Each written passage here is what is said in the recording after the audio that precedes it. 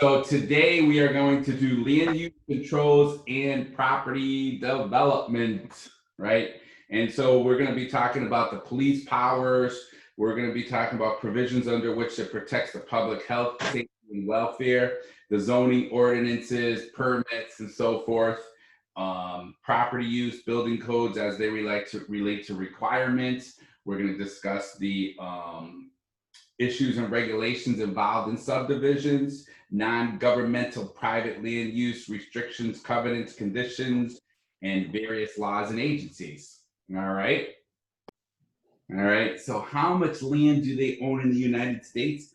Well, according to the U.S. Department of Agriculture, right, the U.S. owns more than 60% of the total. More than 40%, or about 40% of the total land, right? Privately owned is a little bit more than 60%.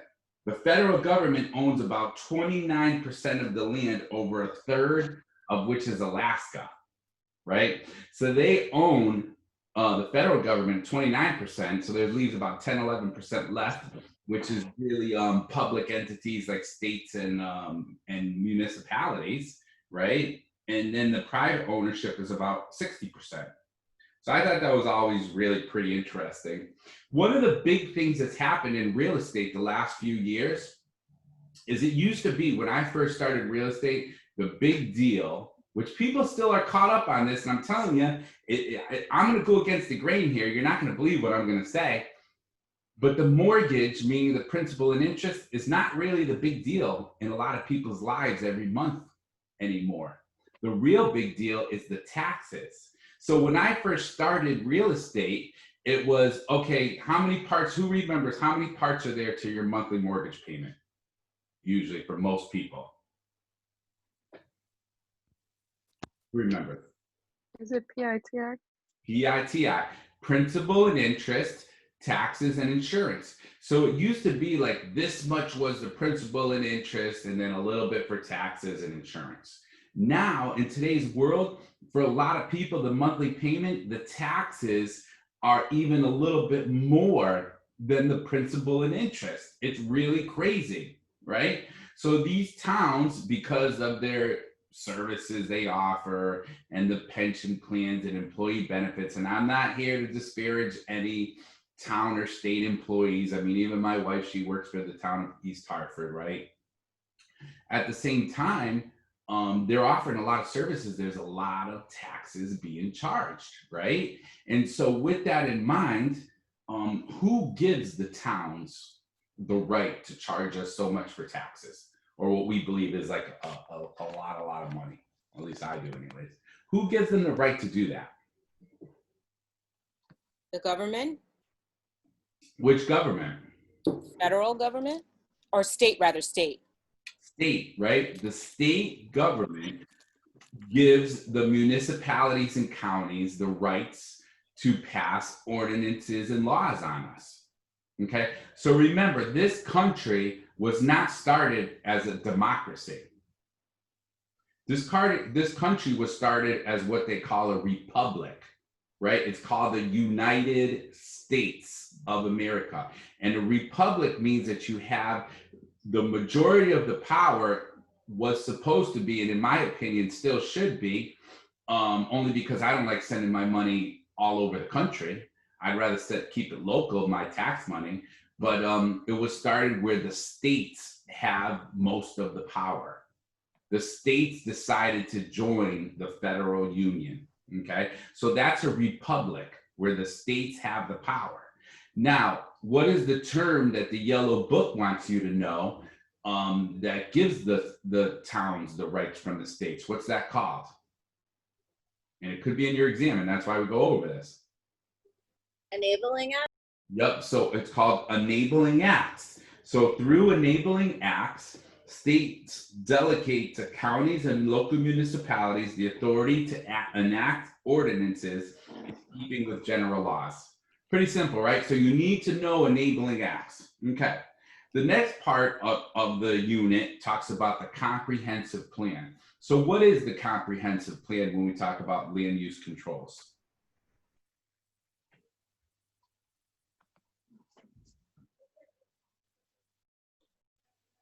Well, the book says local governments, municipalities, and counties establish development goals Okay. by creating the comprehensive plan, right? So, Right. So each town in Connecticut, specifically, let's say, right, they have a comprehensive plan, right? They've created a comprehensive plan. They have to actually do it, believe it or not, by state law. They have to create a comprehensive plan.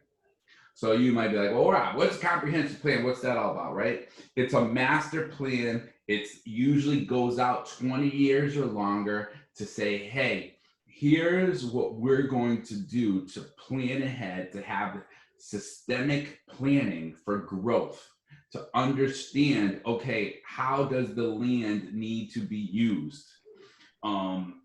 How are we going to use it? Are we going to use it for residential? Do we need more residents? Do we need more business? Do we need more agriculture? Do we need more traffic, more highways? What do we need in order to keep the town going and growing, right? Maybe we don't want to grow as fast. Maybe we need better utilities. Maybe the electric system is really slow and so forth, right? They're also going to take a look at what are the housing needs, right? Are the housing needs that there's a lot of residential neighborhoods that are depleted, that are debilitated, that need help, right? How are we going to move goods and people and services quicker, faster, easier? What's the energy consumption and that sort of thing? So that plan, that master plan or that comprehensive plan, right, has an analysis, surveys, studies that might be done by different companies that towns will hire, or even by different committee members and so forth. And it's going to be analysis of housing, demographic, and economic characteristics and trends. Does that make sense to everybody? So who's got questions on that so far? Now that's usually going to be drafted by what commission or department in each town? What's it called? Planning Commission? Right? So the planning commission, you know, they come up with this plan, and then ultimately they're going to go to the city council, the town council, whatever governing body is you know, running the town, and they're going to have public hearings and people can make comments and so forth. Does that make sense? All right. So let's talk next about zoning ordinances. So what is a zoning ordinance? Basically, the rules in which you can use the land that you have or how you want to use it, what's permitted and what isn't. Right? And so, again, the towns were given this right. So we're going to talk about some of this stuff, your rights as a citizen of the United States and how you should be treated with the land that you supposedly bought, that you supposedly own. But these zoning ordinances are really, in effect, laws, rules, regulations that were put into place, right, that might tell you what are the permitted uses of each parcel of land, what are the lot sizes that are acceptable, what are the types of structures, the building heights. So they might not want you to, if you live near the ocean, they might not want you to build more than a single story or two-story property. Why? Ruin the view for everyone else. That's right. And I know somebody that happened to, right? They might want you to have setbacks. What is a setback? So the beach, your house isn't right on top of the water. Right? Or even, you know, right on top of a road type of thing. They want you to be set back a little bit. Style and appearance of structures, density they talk about. What's density?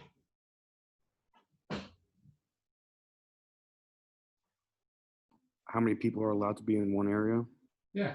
Or the ratio, it could be how many people in a certain area, or it could be how much land versus structures for certain areas and so forth. They might want to make sure that you're protecting natural resources and so forth. So, you know, really those zoning ordinances are supposed to conform to the comprehensive plan, but remain a little bit flexible to meet the needs of society. But there's a lot of weird things that happen, a lot of things that basically get a little bit tough when we talk about zoning classifications. So we're going to talk about these a little bit more. And, you know, there's all different classes and then subclasses, right? So what might be a class, a type of class or zoning, a zoning class? What might be an example of one? Planned unit development. Right? A planned unit development, or residential, or commercial, or mixed use. Retail? No, that's commercial. Okay. Yeah, that would usually be under but see, retail, it would be like usually like a subclass. Okay, that would be usually like a subclass, right? And so, like, for instance, it might actually tell you, believe it or not, you might go and say, oh, you might say, oh, wow, there's an empty commercial space here, and I want to put up a hair salon, something as simple as that, right? And you're like, well, this is commercial, I can put up a hair salon. But then under hair salon, or under that commercial, it might say no hair salons, or it might say hair salons only if not within 100 feet of another hair salon. Like a package store or something. Right? Yeah, I mean, we actually have that in East Hartford, where, you know, there's a lot of people, a lot of hair salons and barbershops, and they actually put an ordinance, and I forget if it's 200, I think it's 200 feet. You can't be within 200 feet of another one. Hair salon or barbershop or nail salon. Yeah. Right. That's interesting. You know, it could be not more than a certain number of units. They might say not more than 4 units. They might say no high rise, not more than 3 stories. There could be a lot of different things. So who knows, what is a PUD? What's PUD stand for? Planned urban Mixed development. use. Planned unit development. Planned unit development. And what is that? Is that mixed use, like where if you have a 2-level, like let's say the bottom could be like a realtor office and the top could be an apartment? Or no? Maybe, but see, this is where it's going to get a little tricky. So that's why I want to try to help you remember, and this is where I want you to make sure you don't get confused. So there's PUDs, and then there's MUDs, and then there's also a difference between mixed use and commercial. Okay, so first of all, let's talk about PUDs and MUDs, right? So a PUD, the way that I remember it, the way that I try to think of it, is you have someone who they love tennis, and they're like a developer, and they say, wouldn't it be great if we, I love tennis, and if I basically built these 4 tennis courts right in the middle of this land where they're professional Olympic size, the best quality surface and net and all this good stuff. And then we have a little clubhouse, and we have a little restaurant, and we even have a little store. And then around that, we build all these houses and condos for people to live in. And we can create a tennis community, right? Or a golf community. They do that a lot of times. But it doesn't even have to be with a sport. It could just be like, oh, you know, I'm a developer and I really love federal style homes and housing. And I'd love to build this little neighborhood, this little community of all these federal style homes. And they're all going to have columns in the front, and they're all going to look like, you know, this and this and this. And they're all going to have cherry trees on the right side and all this wonderful stuff. Right? So that's a PUD set aside for mixed use purposes. Because remember, I said you can have a store, you can have a restaurant, you can have some offices, and they usually have a lot of private restrictions. Right? So the example that I know of, like the extreme is the town of Celebration. Anybody know what the town of Celebration is? Yeah, in Florida, the Disneyland place. Yeah. So, Disney World. What? That's right. Disney actually, you know, felt like they had some time and extra money and extra land, and they actually created a town, what they felt was going to be the perfect town, right? And they have all these different neighborhoods, and this supposed to be like the perfect downtown area and so forth. And when you actually buy a house in Celebration, they're going to give you a book like this thick, right? And that book is going to have all the rules and regulations. And I've been told, even in that book, like it goes as far as, which I've heard about this in other, especially southern communities. It just doesn't seem like we have as much of these in the Northeast, but maybe definitely southern or western and so forth. But these gated kinds of communities. So I've been told, like, hey, if you buy this particular house, it's going to have rules in there that the landscaping was already done. And let's say you have a cherry tree in the front left corner, right? They're going to, and the cherry tree dies, you have to replace that cherry tree with something similar, like in 30 or 60 days. Otherwise, they're going to start charging you penalties. Fines, yeah. I have a friend who applied to live there, but before they even got a book with rules, they didn't pass the criteria or the smell test for them. So it's really, really strict. Yeah, and I mean now, you know, Disney started it, but now it's a it's its own entity. You know, it's an incorporated town, but you know they probably still have a lot of power over everything over there. I'm sure that's how they wrote it up. But that's the extreme of a PUD, right? Now we have a MUD. So, and that's a different unit, but I want to make sure you understand this if you haven't gone over it yet, or if you're going to go over it soon. Who knows what's a MUD? Who's been around for a little bit in these classes? Who knows what's a MUD? Multi-use development. So I'm going to give you a little hint. Is a mixed use development. So what I've been told, right, and it's been probably like 20 years ago or more, Hartford 21. Does anybody know what Hartford 21 is? Is it even still called that anymore? I don't know. But Hartford 21, right, is when it was built, it's a high rise, right next to the Excel Center in downtown Hartford. And when it was built, it was the second tallest residential high rise in New England. There was only one was taller in Boston. Now I bet you there's probably a few others. But at the time, it was the second tallest high rise in New England for residential.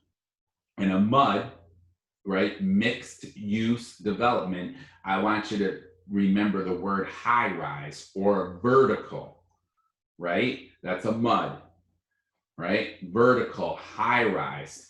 And again, on the first floor, you might have some stores, you probably have a bank or some offices. On the second and third floor, then maybe you have a bunch of residential in a gym. And then on the top floor, maybe you have a bar, a restaurant, library, that sort of thing. So that's the difference between a PUD and a MUD. So who's got questions on that? Can you give me the first word of the PUD? Planned. Planned, right? Okay. Right.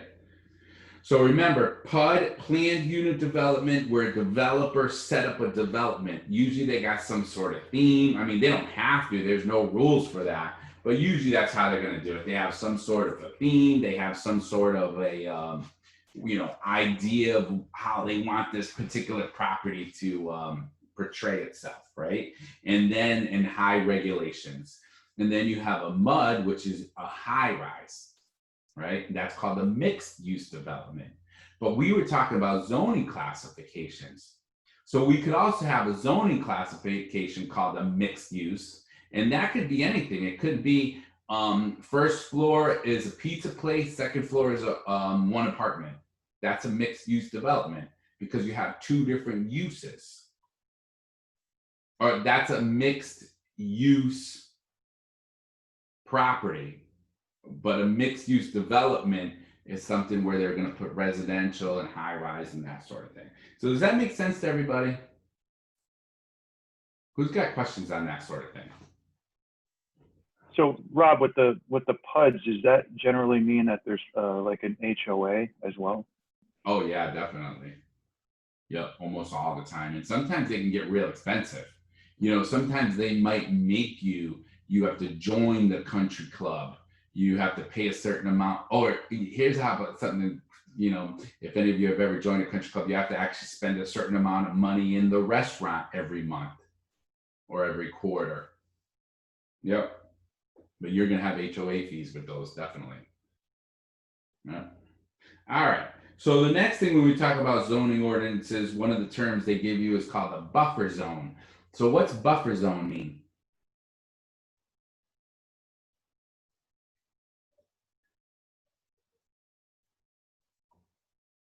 Anybody? It's an area of land in between two set developments Yeah. that used for anything. It just separates them. Yep. Like a transition property. So over here, you have all these industrial factories, right? And then right next to it, you don't want to put a bunch of homes. So you might have it where it's going to be industrial properties or an industrial park, and then a bunch of woods or meadows or even a park, and then you have the residential. Does that make sense to everyone? Who's got questions on that? So you need to know the term, you definitely need to know the term buffer zone. I have a question. Yes. So with buffer zone, is that's owned by either side of the property? So property A is owned by so-and-so, property B is owned by so-and-so. The buffer zone is owned by the state? Well, usually, and this is a big thing, like we have an issue with this, my opinion, here in, you know, the Northeast especially, but we could talk about that. Usually it's owned by the town. All right. Because it's a part of what? It's a part of planning and zoning. It's a part of a comprehensive plan to understand what's going on with the town. Now, we used to sit in the pizza place, you know, by Charlie's restaurant here in East Hartford, right? And we used to kind of make a little bit of a joke about where here we are, we're sitting in a commercial property, you know, the pizza place. And if we look to the left behind us, we would see that there's industrial. And if we looked straight ahead on the other side of the street, we would see that there's residential. And then if we look to the right, we would see that there's business, commercial, office space, right? And it's funny, but it's not funny, because the point is that we don't have a lot of these. We don't have these beautiful areas in a lot of towns because the towns are so old. You know, and they were incorporated in 1700 and something. So maybe the towns over the years didn't necessarily do the absolute best job about creating these buffer zones. You know, like for instance, the other example I use is for a couple years, 2-3 years, I used to go a lot to Minneapolis. And for Minneapolis, that's actually considered to be in many cases a newer city, because I think it was actually incorporated in 18 something, right? Which is like 100 years less than a lot of our towns here in Connecticut.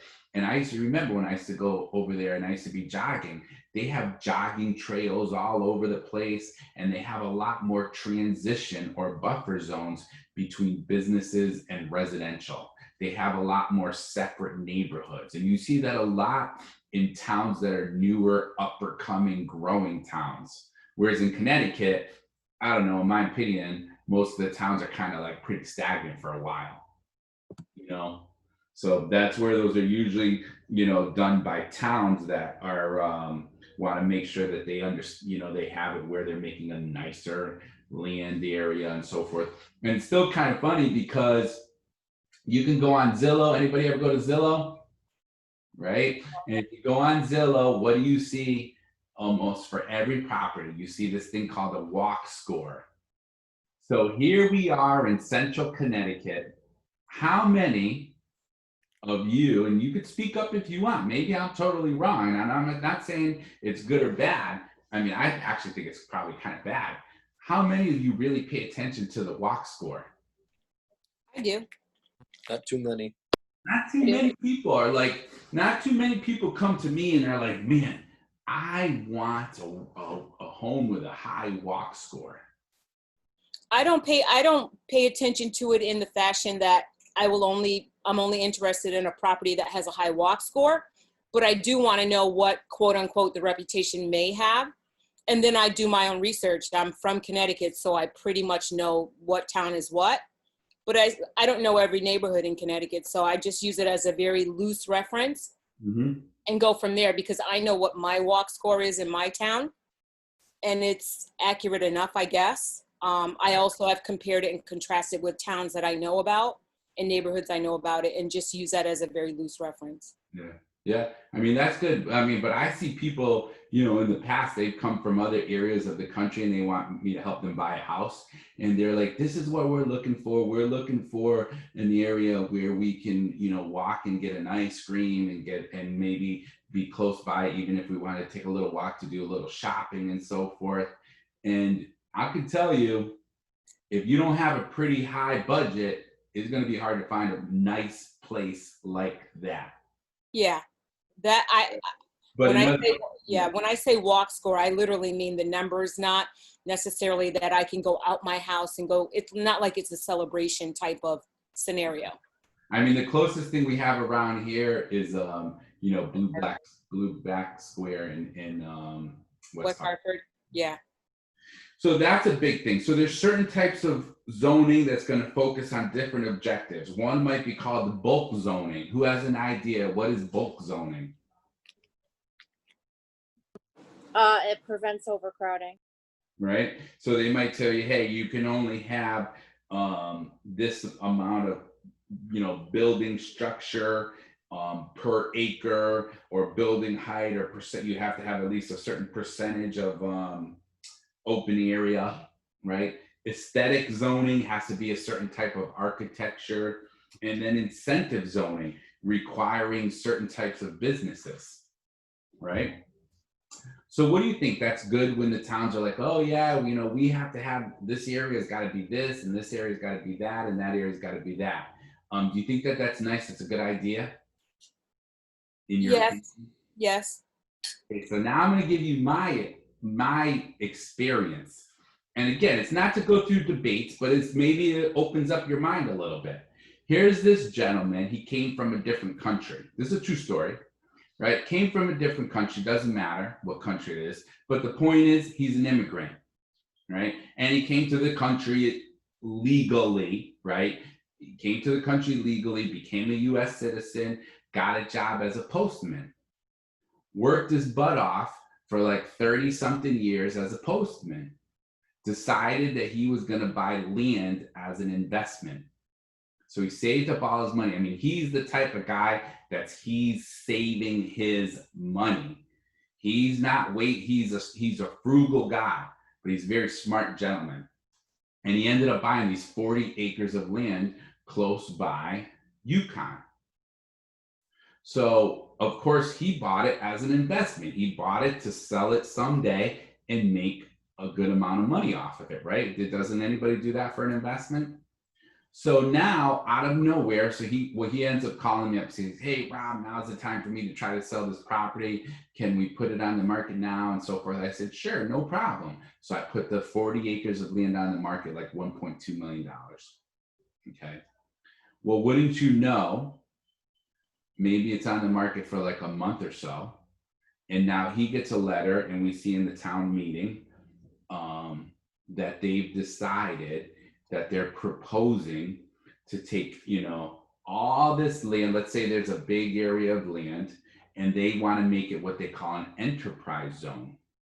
And they say, oh, you know, we want to take this land and we're going to make it an enterprise zone. And so anybody who wants to build in this land, they have to build a biomedical or technology building and company, and to start a business. And then we will give them some credits, some tax credits, and then we'll have more jobs in town. So again, on the surface, does that sound like a good idea for the town to do that? Yeah, I mean, who's going to say no? Yeah, for him, no. Who's going to say, oh no, we don't want more jobs in town, right? Well, the problem is that they took two-thirds of that property that they say this big area of town, was whose land? This gentleman's land. So now, do you think that that restricts us from selling that land? Like, what if some guy or gal wanted to come along and build a 30 condos, 50 condos for UConn students? It would be a no. Yeah. But if somebody wanted to come and build 20 houses, it would be a no, because the town wanted to make his land an enterprise zone. And then ultimately, this gentleman who came from another country, the American dream, saved up his money, bought this land. Now he's being restricted, right? And so that's the whole part where it gets crazy. And so what I actually had, and here's how this stuff starts. Usually it starts from 1 or 2 or 3 people talking. It could be like, so this isn't a town where there's 15, 20,000 people. So somebody wakes up in the morning, they're dreaming at night, oh, we should start this, we should make an enterprise zone, and we should do this and this and this. They come to the town meeting, they mention it. Now, before you know, you have 3, 5, 7 of these people. They're making decisions for other people's land, to put restrictions on other people's land. They're not making decisions to hurt their wallets, their pocketbooks. They're making decisions to hurt the citizens' pocketbooks, right? That's my opinion. So then what did I have to do? I had to put together a little presentation, go to this town because the owner asked me to go with him because he didn't feel 100% comfortable in what to do and how to do it, and give a little presentation as to why we felt this was unfair to do this specifically for this gentleman, because 2/3 of that land that they decided to use was actually his property, right? So that's what we talk about in this unit about constitutional issues, right? What happened? Can you finish the story? What happened? Yeah. So what happened is they put it on hold, and it's been on hold for like 6, 7 years. So he hasn't been able to sell it? No, they put the decision whether to make it an enterprise zone or not Okay. on hold. Did So he sell the land? he hasn't sold it yet because we've gotten like 3, 4 offers, and he didn't like the offers. And so he waits, like he'll put it on the market for like 4, 5, 6 months, and then he doesn't get the offer he likes, and then we take it off the market. Then he'll call me up, 3, 4, 5 months later. Hey, can you put it back on the market? Oh, okay. But the truth of the matter is, though, that creates a restriction on him. And so what ended up happening with the town, which I think is the important thing, is they didn't say, thank God they didn't say, well, we're going to do it anyways. And they didn't say, okay, well, we'll take it off the table. They just said, all right, well, with some of the response, because we got a letter like 2, 3 days later, with some of the responses we've received, we're going to table this. We're going to put it on hold for now. Interesting. Right. But that's the whole thing about the 14th Amendment of the United States Constitution. And so you need to know about this because it's in your book, right? Prevents the states, or really towns and so forth, right? From depriving any person of life, liberty, or property without the due process of law. Due process of law means that citizens can discuss the zoning ordinances before they are enacted, right? And those affected by the change are provided notice. So thank God he was provided notice about that, right? And there's common applied tests, TESTS, tests. So what are tests? Tests are things that if they were in a court of law, maybe it's the way the judge would look at it, right? And so they would say, okay, well, number 1, was the power has to be exercised in a reasonable manner. Is it reasonable? Is it clear and specific, right? Like, okay, this is what we're going to do exactly. Is it non-discriminatory, right? Does it promote the public health, safety, and general welfare under the government's police power? And does it apply to all property in a similar manner? And that's where we went with it. We said, listen, you have people in this town government that are making decisions for basically one owner and then another like 6 or 7 owners, when there's 15, 20,000 other, there's like 10,000 other households. right? And so that was like unfair as far as we discussed and we talked about. And you know, it kind of goes to the term that they want you to know called taking, Taking. So what is taking?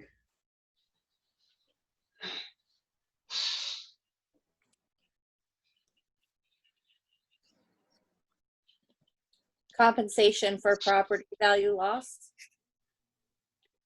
Right? So the whole point is that, yeah, I mean, are they going to give you, meaning the town or the state or the federal government, are they going to give you fair compensation for making decisions on your land? Or are you losing money because of the decisions that they are making, basically for the, you know, what they call quote unquote general welfare of the people? Right. So there's there's kind of a lot involved there. You know, they talk a little bit about this case of Murr versus Wisconsin, the Supreme Court refusing to grant any relief to the property owner in the form of compensation for a diminution in the property's value created by a state law. So, I mean, you know, once in a while, it doesn't happen often, but once in a while, you can actually get the compensation that you should, right, for losing value in your property because of what they decided, the decisions they decided to make, right? It kind of goes to one of those things that's called inverse condemnation, right? And that's in a different unit, but it's kind of one of those things where, like, let's say you live in a decent, pretty nice neighborhood, right? But they decide that they have to put a highway through your neighborhood, right? And they need these 6 houses. Boom, they're going to use the process of eminent domain to take those 6 houses, you know, and build the highway, right, through there. But maybe your house is the 7th house and they don't need your house. So now instead of being in a neighborhood, the 7th house in, you're 100 feet or 200 feet from a highway. Does that affect the value of your property? What do you think? Of course, yes. Yeah, definitely. So in that particular case, which it doesn't happen very often, you might be able to approach the government, whether it's the town or state or federal, and be able to use the concept of taking to get compensated for that. Make sense? Yes. All right. Zoning permit usually required before a building permit will be issued, right? So remember, if you're trying to build something, you know, some new construction and so forth, you need to understand, well, what are the requirements? What are the permitted uses and so forth? And usually, again, you're going to have to get the zoning taken care of, making sure whatever you want to do is under the zoning laws is acceptable before they'll give you a building permit. Right now, there's a term called non-conforming use. And what's that all about? What's non-conforming use? Something that existed before the zoning laws changed. Right?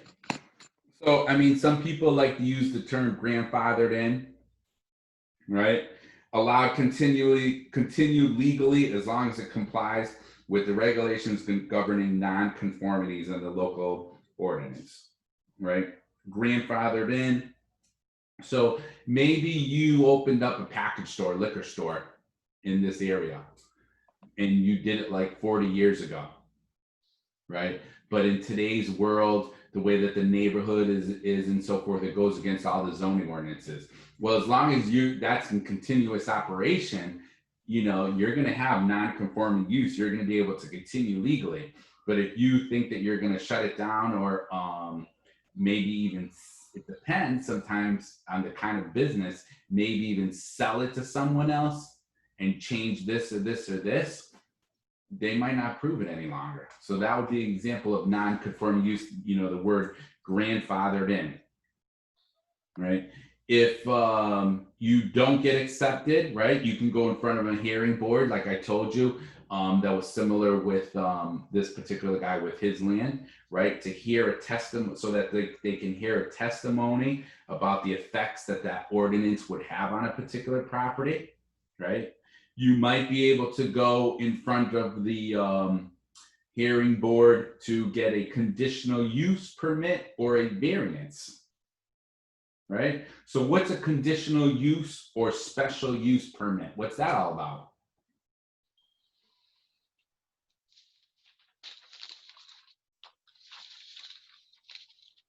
Is that like specific to like churches or like if you have a house that you convert into a daycare or something like that, but it's in a neighborhood, in a residential neighborhood?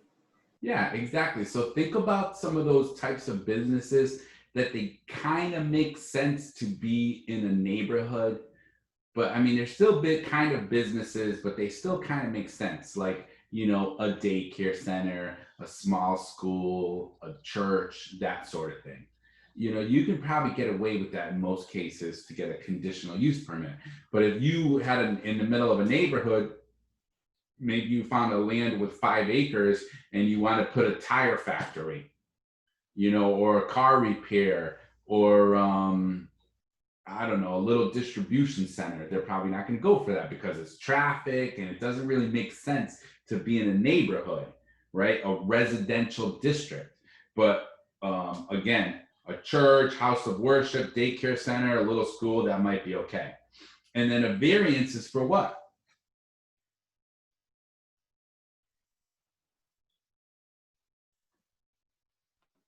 Well, what might you get a variance for? Isn't it an exception for if you were to apply for something like that, even though it's not typically allowed? A variance will allow you to proceed with your idea or something. Yeah, so you might be like, well, I really would love, it doesn't say that I can have a laundromat, a dry cleaner in this area. Because believe it or not, I mean, I've run into it where that's what actually happened. You can't have a dry cleaner, a laundromat in this area.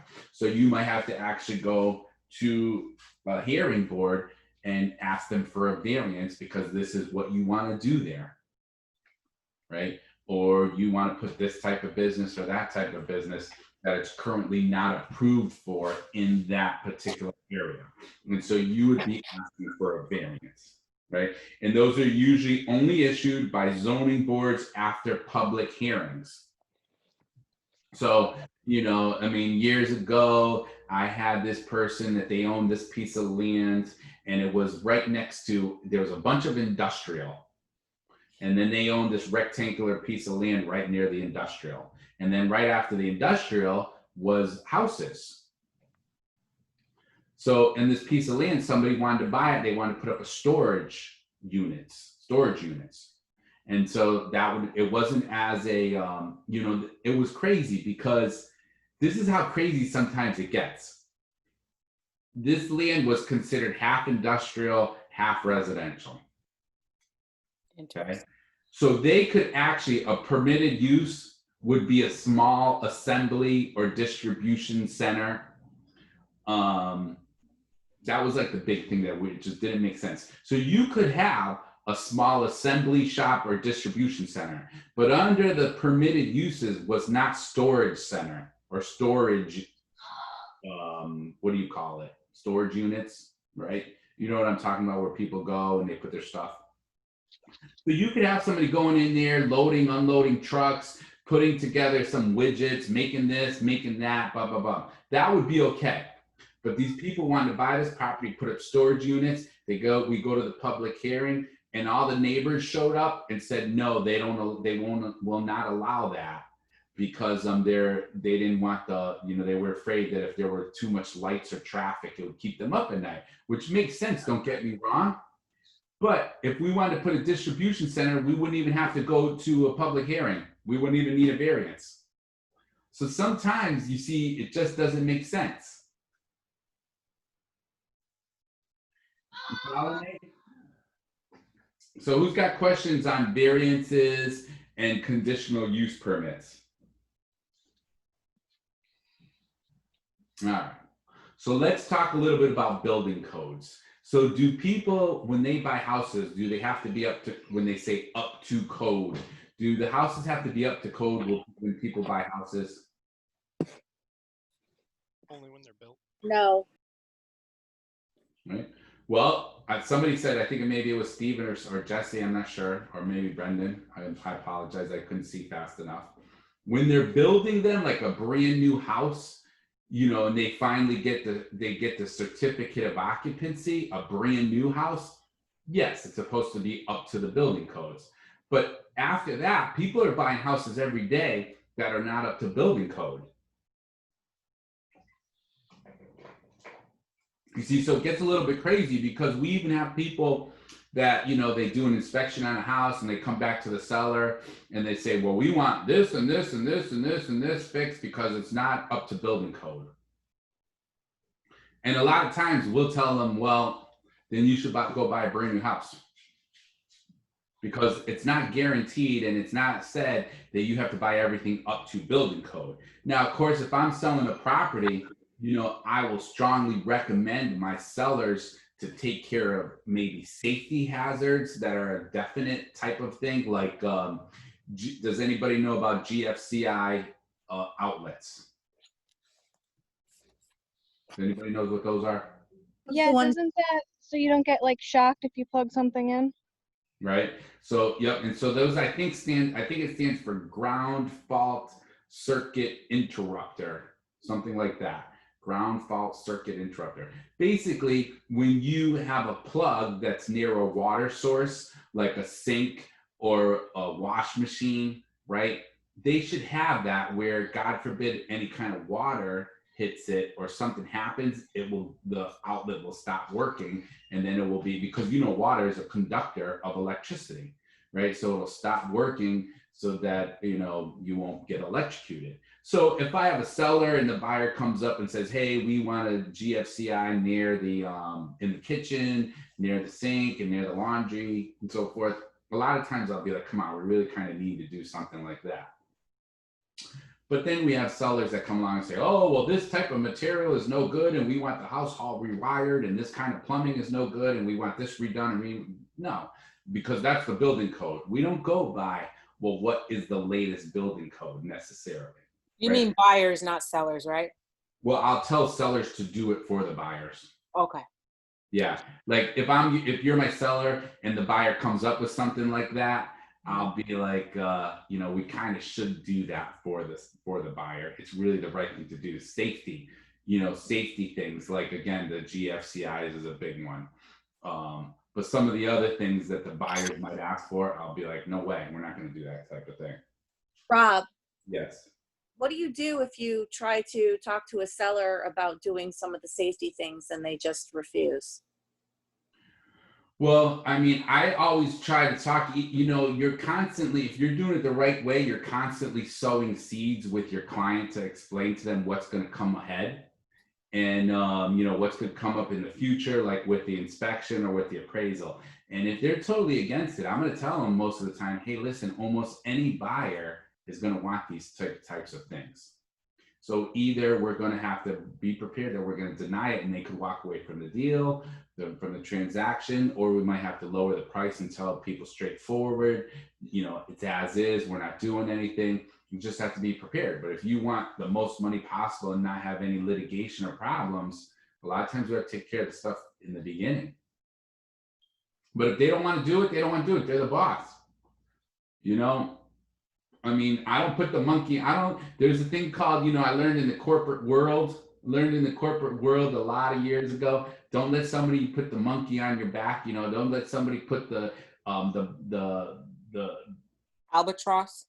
Yeah, on your back, you know, don't let them put it on your back. I don't take it because I'm like, listen, I'm giving you my advice. If you want to do it, that's good. If you don't, we'll keep on moving forward and we'll see what happens.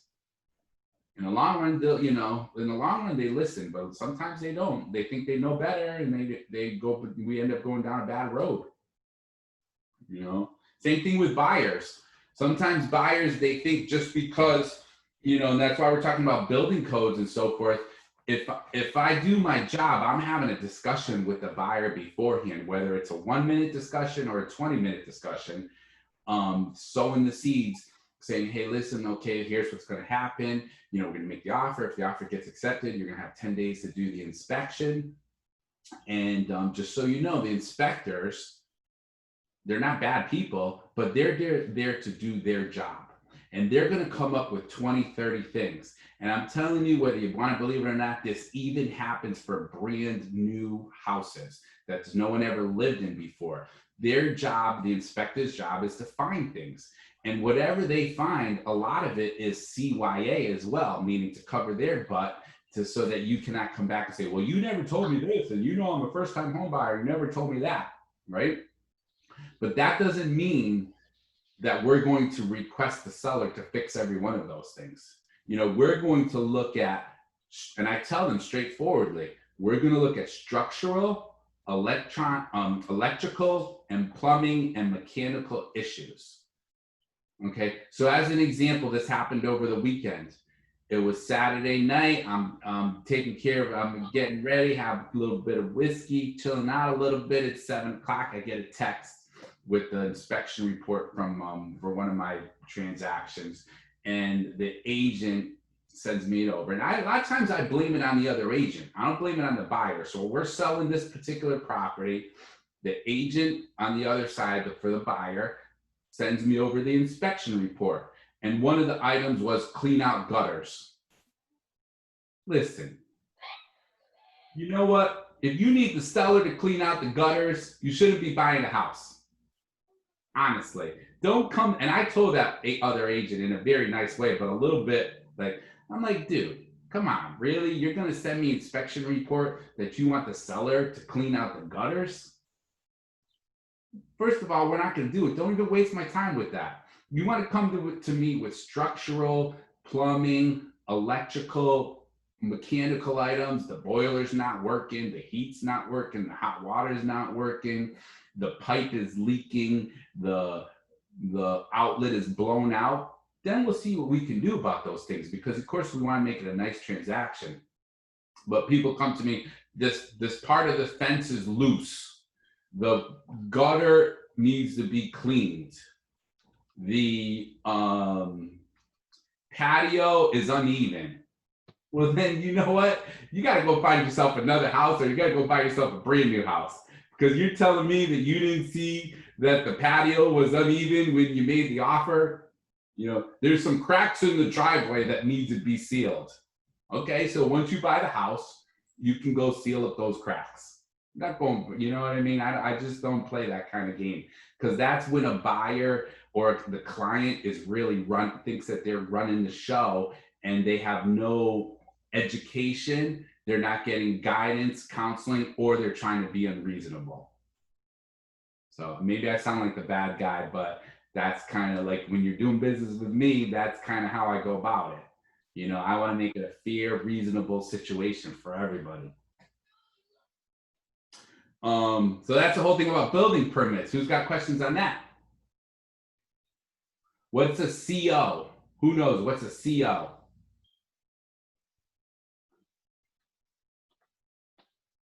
Certificate of occupancy. That's right. So certificate of occupancy, that's what the town is going to give you. Usually it's the building inspector. They're going to give that to someone when they're building a house or building a property, commercial property, to let people, you know, live in there, work in there, that sort of thing. And until you have that, that means that it's not suitable for habitation, right? And we have a lot of issues that come up with that, where people are renting out. As an example, they have a multifamily property. Maybe they're renting out even if it's a single family, we had an issue where they're renting out, let's say, the basement, right? And there's no CO to rent the basement. And I'll just tell you this very straightforwardly, and it gets a little bit scary, actually, God forbid. Somebody could rent out their basement, and then God forbid there's a fire, someone dies, that person can go to jail for murder, or what do they call it? I don't even know the way the different terms work. Negligent homicide or something. Yeah, homicide. I don't know really the difference in my mind. I don't know the difference between homicide and manslaughter and what's the other word? homicide, manslaughter, murder. There's probably another word too that I'm not thinking about. But you could go to jail and you won't be the first one to ever do that because that's an unauthorized rental. You know, that it does not have a CO. And people try to do that stuff all the time. And in the long run, it's not worth it, right? Even talking about building codes, certificates of occupancy, insurance companies. This sounds like an old country song, right? You're going to think I'm making this up, but this is a true story. This guy was a friend of a friend. Where one day, so he got married, and him and his wife, they built this beautiful house, and they got a dog, and then the wife wanted to get the divorce, right? This is a true story. It sounds like an old country song. The wife wanted a divorce. The guy didn't want a divorce.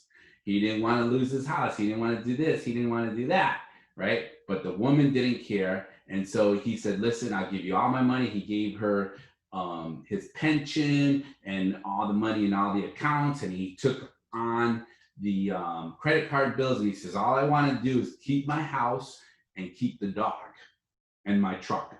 This is a true story. I want to keep the dog and my house and the truck. You can have everything else if that's what you really want. Blah, blah, blah. So she took off and left. Now here he was, maybe he's divorced a month or two. He decides he's going to put in a wood stove. Right? So he's a handyman kind of guy. He puts in a beautiful wood stove, starts a fire, gets the thing going, tells the dog, come on, we're going to go pick up a pizza, goes down to the pizza place, comes back, and guess what? The house is burnt down. All that's left is like the foundation pretty much by the time the firemen and everything got there. True story. On Monday, he called up the insurance company. Well, he called the insurance company right away. They said, we'll come out there on Monday. Well, on Monday, when the insurance company came out there, they said, we're sorry, we can't give you any money for your house at all. Well, he's like, what do you mean? He's like, well, you installed this wood stove without getting the permit, right? And he actually had to go and get a rental because the house was mortgaged to the hilt, and really all he had was his dog and his truck. So you got to be careful, even when you're doing improvements around your house, right? If you don't get the right permits and so forth, the insurance company is not going to cover you. And that's why I was even telling somebody last night, I even get nervous. Like, I think I know about houses and so forth, but I very rarely will do anything electrical because I just get a little bit nervous about it. Like, God forbid I make one stupid little mistake and then the house burns down. I don't want to be like somehow liable and lose everything. Right. So that's the whole thing with certificate of occupancies, making sure that the inspectors are going to come and they're going to examine things and make sure it's up to code. And I have a question for you, Yeah. if you don't mind. No. So with the certificate of occupancy, what if you have an old home that way back in the day had like bedrooms with no windows or like, you know, weird small spaces that were technically that back then passed as a certain use. And so the house has just always been used as a residential home and always been used for people to live there. And then you're going to sell it. And then the buyers are like, well, what is this? What is that? And it says like, technically this is a 7-bedroom home, when by today's standards, doesn't, you know, pass the test for being like regular regulation bedrooms or bathrooms or whatever. Do you have to get like a new certificate of occupancy, or does that get redetermined?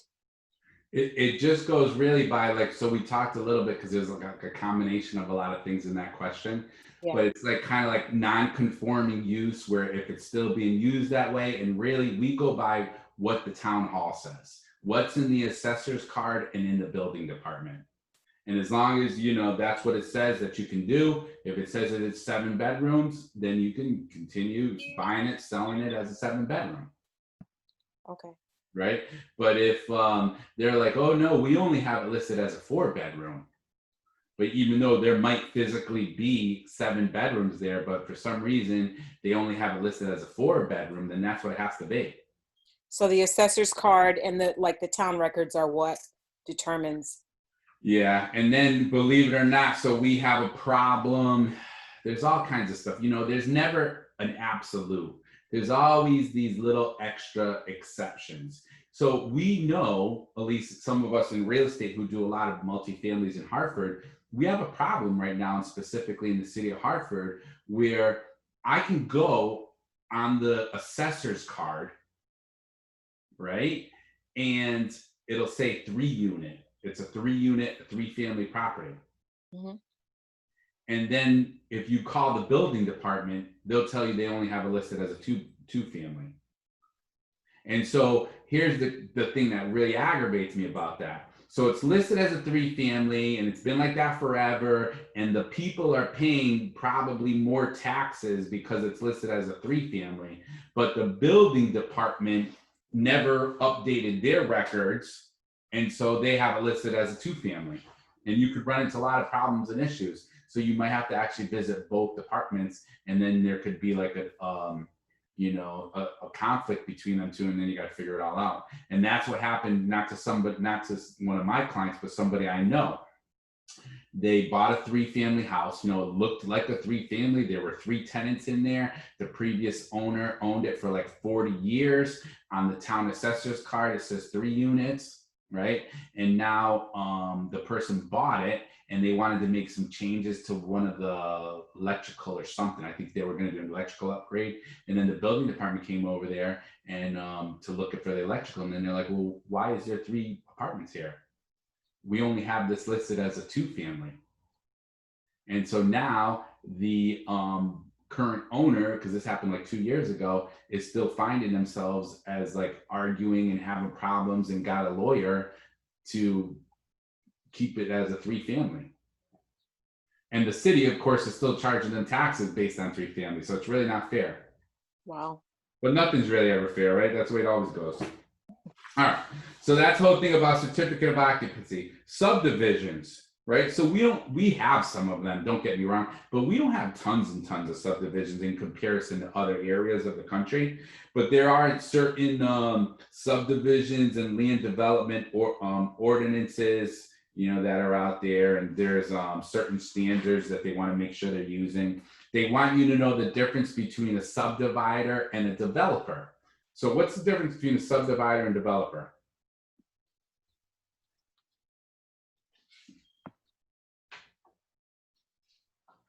The subdivider is the one who lays out the zoning plans and all that stuff the developer actually builds.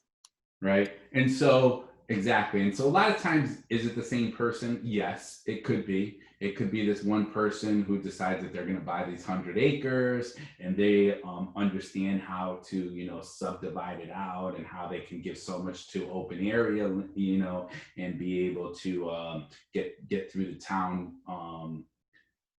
proposals and town ordinances and town issues and so forth, and then actually start on the building of it once they get approved. So it could be the same person, but they want you to know that there's a difference between them two, right?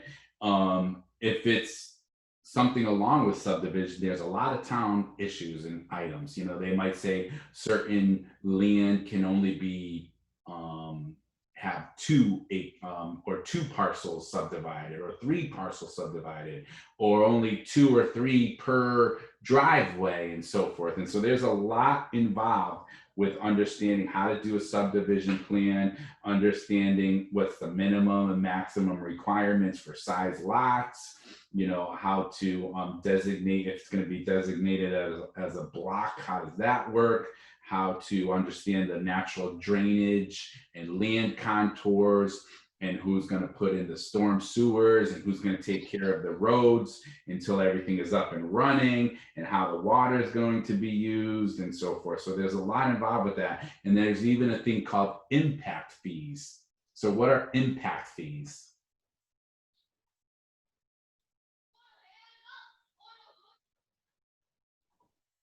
Maybe like whatever changes you make, how it affects people around you. And then you'd have to pay for that. That's who you got to pay. Um, Right? So if you're the subdivider, right, and or developer, you might have charges that you have to make in advance to cover anticipated expenses. involving off-site capital improvements such as additional water and sewer facilities, new roads, and school expansions. So, you know, they might be like, well, yeah, we'll approve it, but you're gonna have to put up this amount of money to make sure that we can cover the snow plowing of this, you know, right now it's a private road, but you know, you're gonna have 2, 3, 4 houses over there during this winter, and that road needs to be plowed, and we wanna make sure that that's done, and we wanna make sure you're hooking up the storm sewers, and we wanna make sure, you know, this and that. So you might have to come up with a lot of extra money. In fact, I know this one guy, you know, I didn't know him really closely, but I know this builder that he was supposed to take all this money and put it in an escrow account for that sort of thing for the town. And he put it in there, and then the town gave him approval, and then he took the money out and started using it personally, and he ended up going to jail for that because they found out, right? So they, subdivider might also or will have to drop a plat map that's going to show the geographic boundaries of each lots, show like the easements, the monuments, you know, some of the data for each particular parcel of land, and even make sure it's recorded properly. Okay. Subdivision density. They, you know, again, we kind of talked about this density, but they might say, hey, you can only have, you know, 4 buildings or 4 houses per acre, or you can only have this amount of residential bedrooms per acre and so forth. So they're going to want to make sure that you understand that that's what density zoning standards are, and that you're in compliance with the ordinance, and that, you know, the gross density, meaning the average number of units in the development, you know, that's going to be like at or below the maximum density allowed. So that's gross density. There could be, like we talked about, even private land use controls. You see, so we talked a little bit about a PUD, right? A planned unit development. And these are things that are more of private restrictions rather than actually ordinances. So you could move into a neighborhood and buy a house where they say you can't park the boat in the driveway, or you can put up a clothesline, right? Or you have to have at least a 2-car garage, right? And so these are these are considered to be deed restrictions, and they're usually imposed by a past owner or current owner, right? And they're on the deed, so they run with the land. So it goes from owner to owner to owner to owner. And then, so if we take that and put it towards, well, what happens with a PUD, they're called restrictive covenants, or covenants, conditions, and restrictions, right? Again, that's where the developer wants to make sure that everything is done. Maybe they're going to live in the neighborhood, right? Like, so for instance, there's an area of houses, there's probably about 30, 40 houses, where if you drove through there, you wouldn't think that it's its own separate neighborhood. Like, it just doesn't look different than all the other houses. But I guess this years ago in the 1950s, there was this builder in East Hartford, right on the Glastonbury line area, right? And he built a lot of houses where it had a huge garage. And one of the things in every house that he built with the huge garage, because it even had in the garage has a 2nd story loft area, he put in, and again, it would be considered like a deed restriction, he put in that you can't live in the garage. Nobody can live there full time in the garage. Right. So, I mean, I had somebody that they bought a house a few years back now, and about 2 to 3 weeks before the closing, the attorney had called me up and then called up the buyer and said, hey, listen, I just want you to know, after reviewing the deed, one of the things that I found is that even though you have that big garage, I guess you have a pretty big garage over there. And he's like, oh yeah, because, you know, the attorney didn't visit the property. But he says, well, you can't, make sure you understand, you can't live or have someone live in that garage. You can't make it into a full-time residence. Do you still feel comfortable with that? And he's like, you know, the guy bought it. Yeah, no problem. But those would be examples, something simple like a deed restriction. Is Right. there any way to override that? Only if you can maybe prove somehow that it's unfair. But if you're buying it with that deed, you know that that's the deed restriction, then that's what it is. I mean, I never seen somebody be able to take it off the deed just because they don't like it. So there's no way to apply for a, what is it called? Like a To variance. apply with zoning or anything with it, as far as a deed, there's no way to change anything in a deed, 100% binding forever. No, I can't say that, right? The only thing that I can say is that usually these restrictions run from owner to owner to owner, and it will be really hard to get them taken off unless it's found to be unfair or unless it's not enforced. So that's the next part of this whole thing. So let's say you buy this house where you have this deed restriction, right? And you know that the 3 houses next to you have the same thing, right? But you notice that the people next to you, one person next to you moves in, they're new buyers, they move in, and you know it's on their deed. I mean, you can actually even go look at it in the town hall because you can see everybody's deed. That's a matter of public record, right? And you see, oh yeah, this was the same guy who built these houses in 1956, and no one's supposed to live in the garage full time. Well, let's say they move somebody in that garage, okay? Can you call the police? Will they do anything about it? No, Can you call the building inspector? Will they do anything about it? Or the town? not really, probably not. They have bigger fish to fry. Because they're gonna tell you it's what? They're gonna tell you it's a matter of what? It's a private matter, right? Because you're mad that this person is not abiding by his deed restrictions.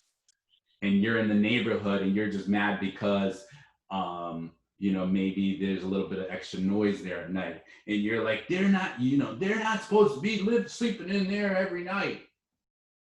But it's a private matter, right? So the only way that you can actually stop it is by doing what? Filing a grievance. Bringing them to court, a court injunction, right? A court injunction to enforce. You could say, hey, I moved into this neighborhood and because I love the garages and I also love the idea that we all have this deed restriction that they can't live in the garage or they can't park their boat. I don't want to have to see his boat, and that's on all of our deeds that we can't park our boats in the driveway. Or I don't want to see somebody's old dirty t-shirts and we're not supposed to have a clothesline. I mean, there are people that they just don't want to live and see other people's stuff like that. And they buy specifically into an area or subdivision because they like those rules, right? Isn't that would be a part of your HOA instead of having to go to court? You can file a grievance with a HOA as opposed to having to get lawyers and all that? That could be one of it, but maybe you don't have an HOA. Okay. You know what I mean? It could be like, for instance, I bought a house years ago in this neighborhood where it was just, private owners, right? But we knew in this neighborhood that, so here I was like the 4th house out of 40, right? And I bought this house and on the left of me is all woods and on the right of me is all woods.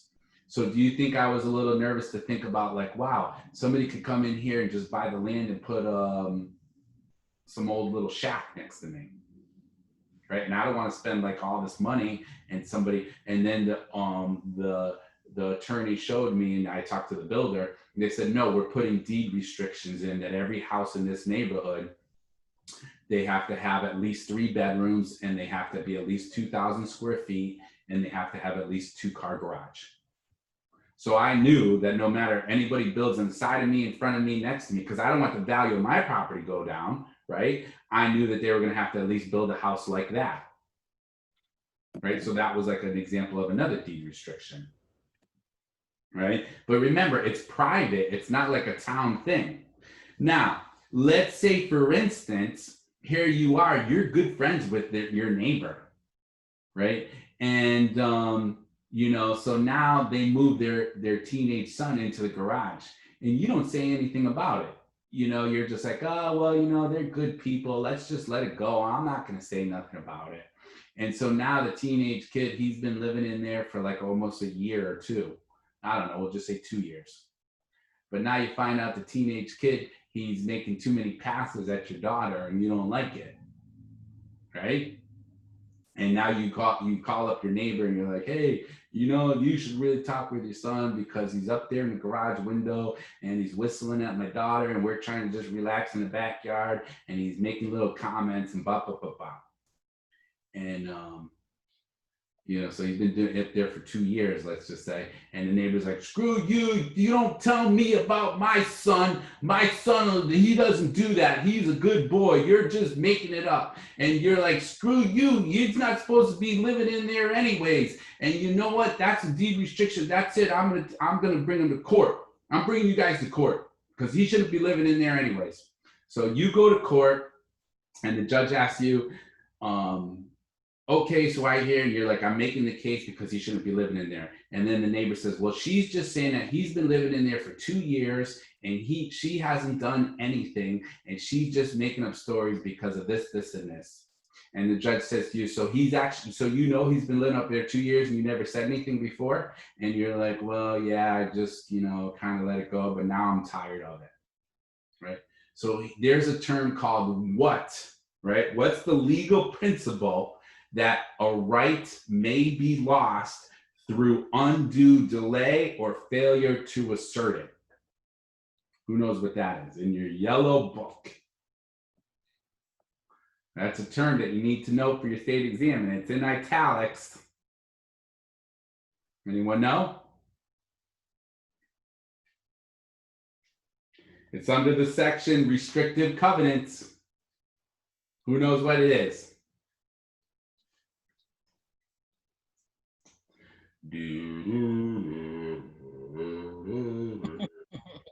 That's when you're all supposed to be flipping through your pages or on your screen trying to figure it out or trying to remember from your notes because you studied this all weekend, except for when you were spending time with your father on Father's Day. Latches? You got it. Yep. So that's what it is. So latches, you need to understand that you might lose the right through latches because you didn't assert that right away. Right. And the judge, you know, a lot of these judges, they're going to know somebody's kind of pulling baloney. They're just trying to be retaliatory. They didn't really care about the person being in the garage. They're just trying to be retaliatory. And that's when you kind of like, you lose all your, you know, you lose all your, I don't know, leverage. Okay. Regulation. So, but does everyone understand latches and restrictive covenants?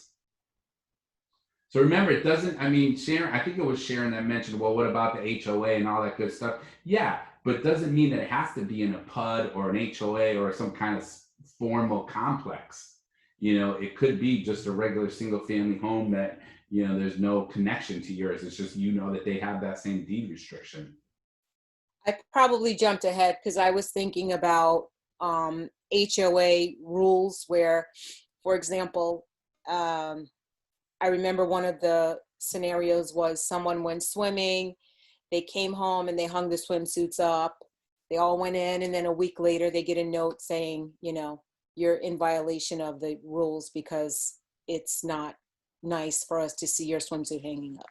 Yeah, yeah. I mean, that's a perfect example. It could be.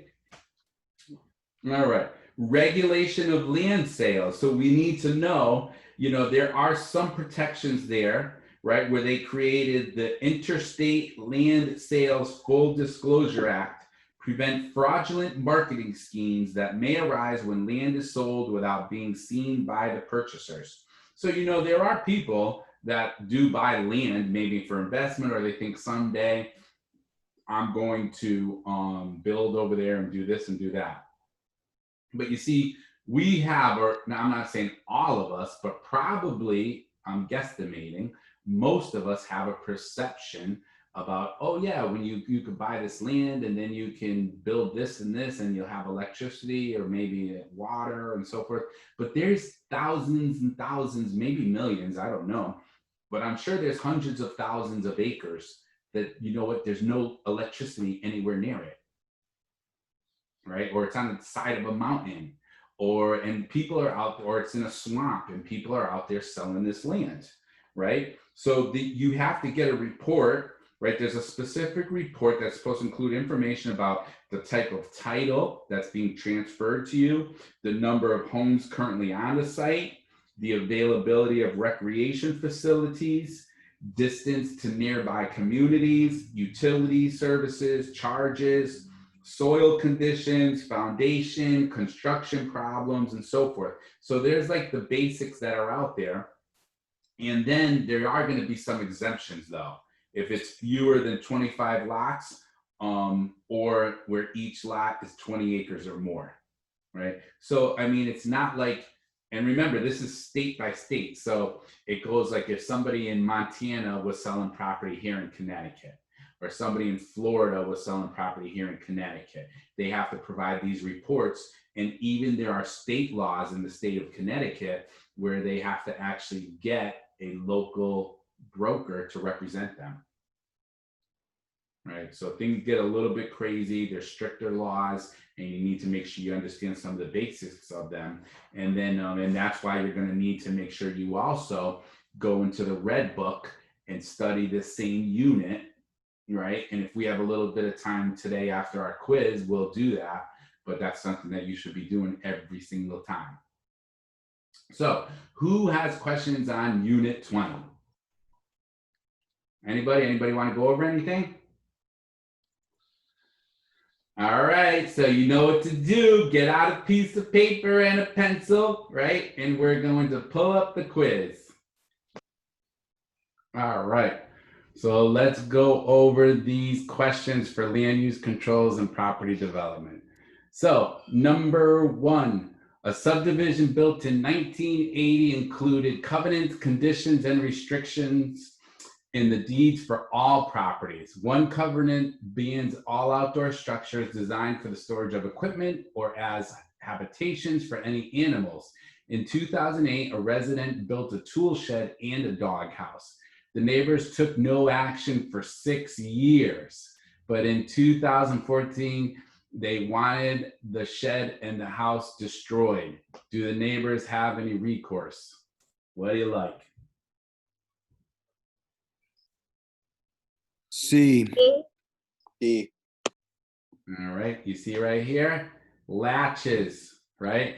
No, under the doctrine of latches. See, if they wanted it, the shed and the doghouse destroyed or not there, they should have acted appropriate or a reasonable amount of time. You know, remember, there's no exact number, but what would you think might be reasonable to like many courts? Within the year? Right. I would say most likely within 90 to 120 days. But again, it's probably going to depend on circumstances and the judge. So number 2, a state delegates zoning powers to a municipality through what? A. Everyone got A? Anybody else?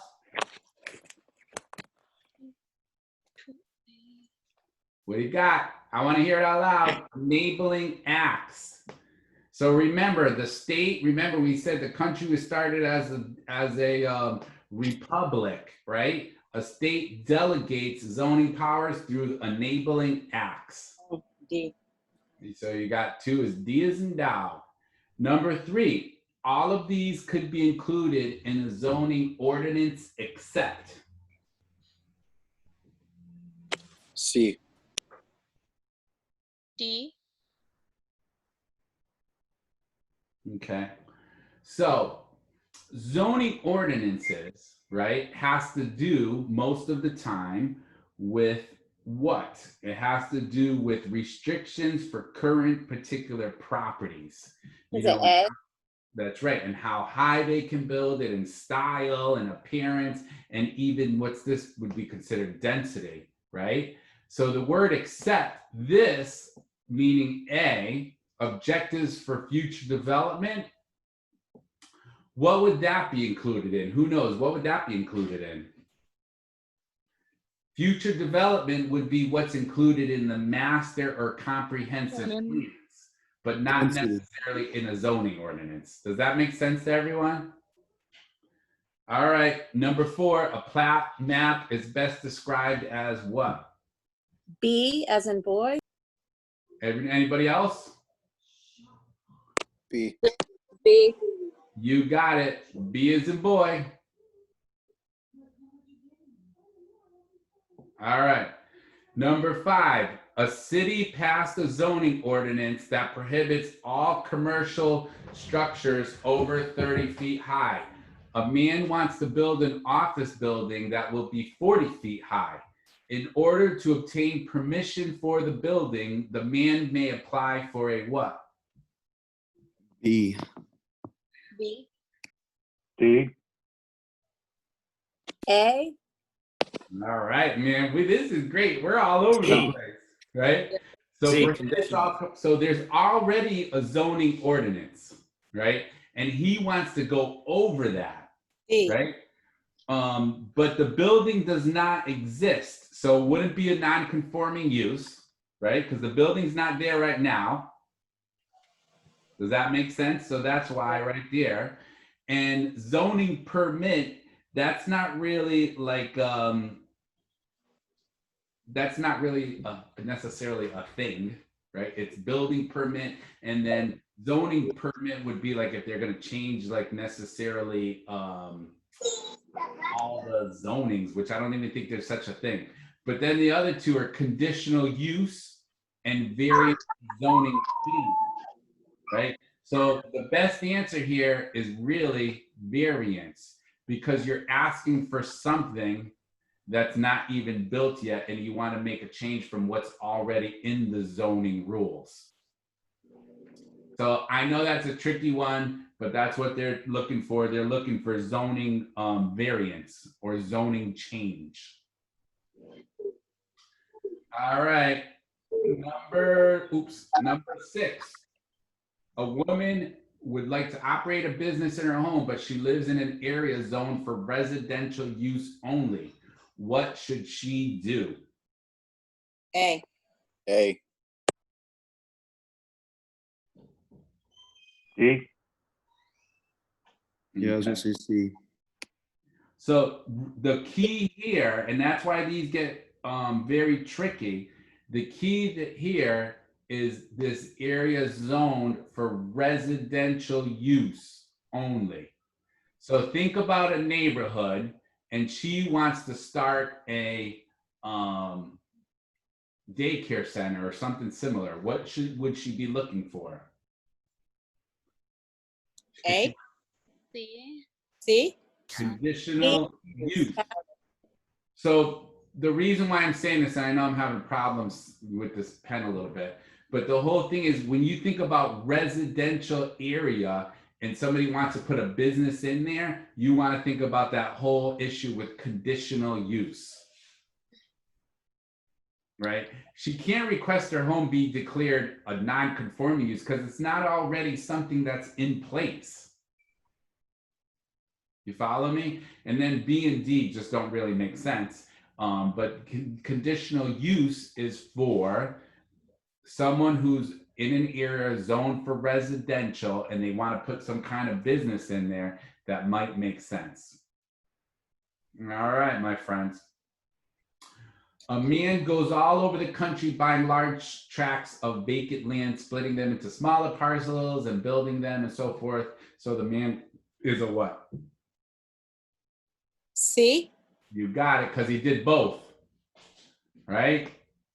He did the subdividing, and then then it says and building identical, right? He sells them and then he leases them. He's both. 8, which of the best defines density zoning? C as in cat. You got it. A restriction on the average number of houses per acre. Number 9, before granting a zoning variance, a zoning board of appeals must what? A. D. All right. So remember, Variances and conditional use permits can only be issued after public hearings, right? So that's why the answer is A. Does that make sense to everybody? Yes. So that's a thing to remember. Variances, which is like, you want to actually do something that's not in the zoning classifications right now. So you want to put a dry cleaner in a commercial area, but it doesn't have the list of permitted uses, they would get a variance. Or you want to put a school or church or daycare center or something similar like that in a residential neighborhood, that would be non-conforming. And both of those, you need to have a public hearing.